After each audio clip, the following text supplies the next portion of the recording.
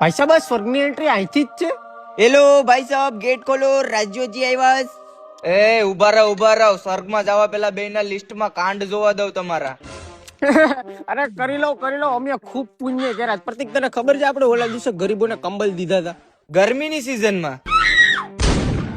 તો હું થઈ ગયું? આ સુધી અમે કોઈ દી ચિકન નથી ખાધું. ચેક કરી લો. આ સુધી કોઈ દી ચિકન નથી ખાધું. કેમ કે તમે બે બકરો ખાતા.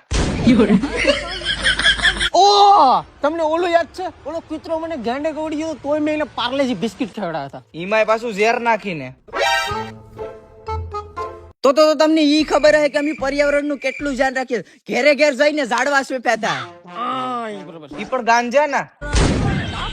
તો થયું ગયું, ઝાડવા તો ઝાડવા જ છે ને. તો પીવો નતો ને બેસવાનો તો જરાય નતો થતો.